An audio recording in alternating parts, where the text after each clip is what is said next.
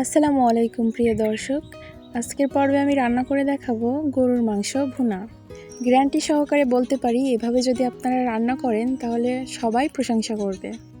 আর আমি এখানে নিয়ে নিয়েছি 1 কেজি গরুর মাংস।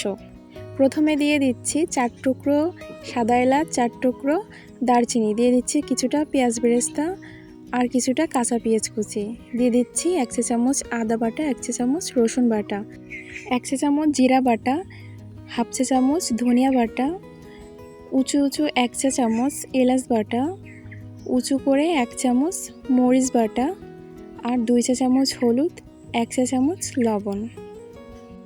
এখন সবগুলো উপকরণ একসাথে ভালোভাবে মেখে নিচ্ছি।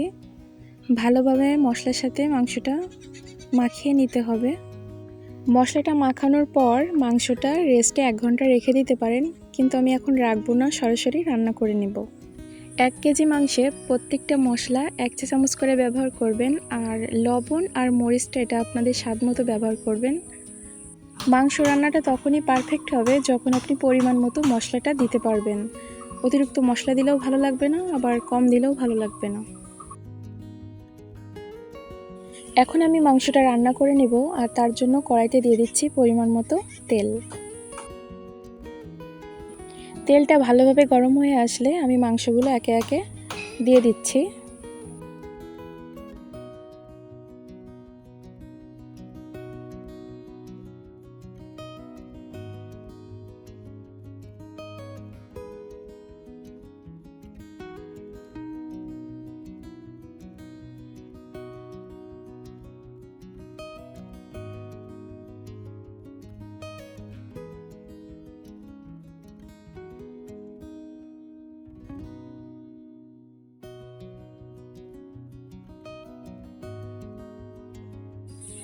মাংসটা একটু ভাজা ভাজা হয়ে আসলে ঢাকা দিয়ে 5 মিনিট রেখে দেব।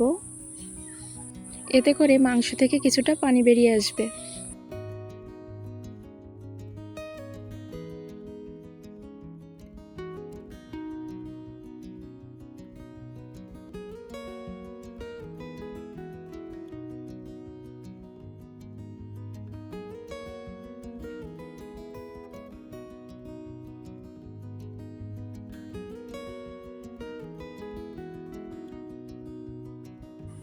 এখন মাংসটা ভালোভাবে কষানোর জন্য আমি এখানে 1 কাপের থেকে একটু বেশি পরিমাণে পানি দিয়ে দিচ্ছি।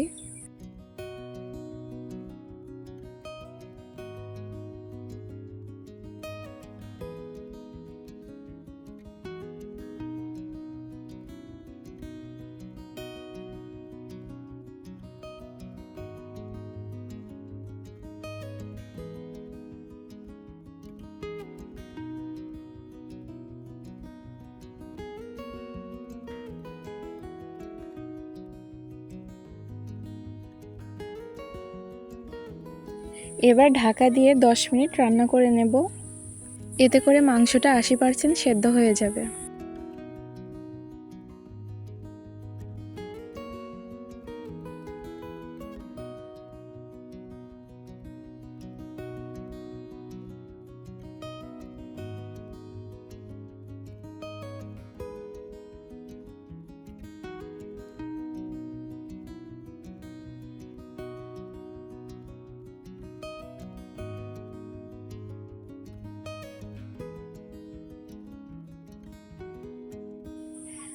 মাংসের সবটুকু পানি কিন্তু টেনে নিয়েছে, আর মাংসটাও অনেকটা সেদ্ধ হয়ে গিয়েছে।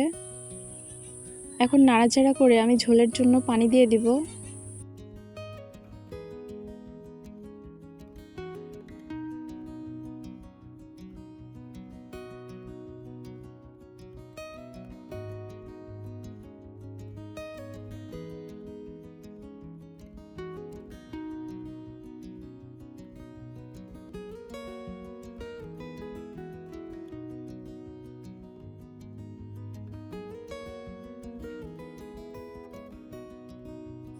দিয়ে দিচ্ছি ঝোলের জন্য পানি। আমি এখানে 1 কাপের থেকে একটু বেশি পানি ব্যবহার করেছি।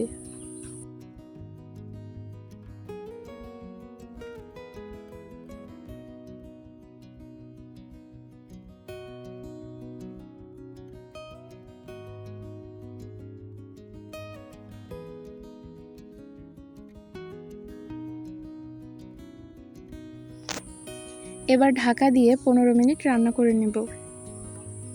এই 15 মিনিটে মাংসটা কিন্তু আমার রান্না হয়ে গিয়েছে। তো সবাই ভালো থাকবেন। আল্লাহ হাফেজ।